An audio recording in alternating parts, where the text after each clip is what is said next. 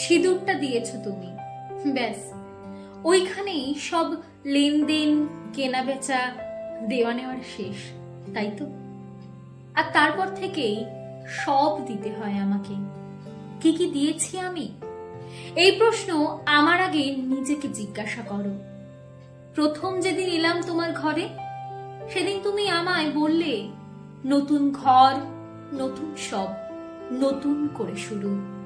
হ্যাঁ, তারপর থেকেই প্রতিটি দিন নতুন, প্রতিটি সকাল নতুন, প্রতিটি রাত নতুন। তোমার হাতের আদর নতুন, বিছানায় পাতা চাদর নতুন। কিন্তু পুরনো প্রিয় জিনিসগুলো ছেড়ে এসেছি আমি। জানতে চাওনি সেদিন কি কি ছেড়ে এলাম আমি? আমি বলি কি কি ছেড়েছি আমি? 25টা বছর, যার 12টা শৈশব আর বাকিটা বুঝতে বুঝতে বড় হওয়া, যে তোর উপর অধিকার কেউ অর্জন করে নেবে।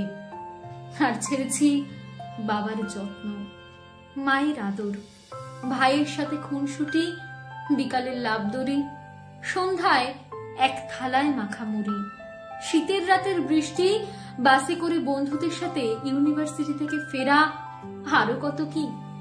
না না, যা ছেড়েছি তার ফেরে না। হারানো বিকেল ফেরে না, নারীর কৈশোর ফেরে না, কুমারীর কৌতূহল ফেরে না, বসন্তের শিহরণ ফেরে না। শুধু ফিরে ফিরে আসে তোলপাড় করা হৃদয়ের ফিরে আসার ডাক। এগুলো সব ছেড়ে আমায় নতুন করে শুরু করতে হলো। কত সহজেই বলেছিলে তুমি, কিন্তু বোঝনি নতুন করে শুরু করাটা কতটা কঠিন ছিল। নিজের কিছু আছে এখন আর বুঝতে পারি না। আগে সবই আমার নিজের ছিল। মায়ের গয়না নিজের ছিল, বাবার উপহার ভাইয়ের সাথে ভাগ করে নেওয়া ছিল, তবু তো নিজের ছিল। ব্যস্ততাতেও মায়ের খাইয়ে দেওয়া ছিল, মায়ের হাতে রান্না, তাও তো নিজের ছিল।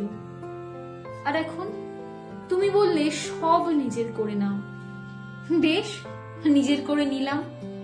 তোমার মাকে মা বলে নিজের করে নিলাম, তোমার ঘরকে আপন বলে নিজের করে নিলাম, তোমার নামের পদবিখানাও নিজের করে নিলাম, রাত দুপুরের সমস্ত আবদার নিজের করে নিলাম, তোমার মেয়ের সব বায়নাও নিজের করেই নিলাম, সবাইকে খাইয়ে সবশেষে খেতে বসা নিজের করে নিলাম, কাক ভরে জেগে ওঠা নিজের করে নিলাম।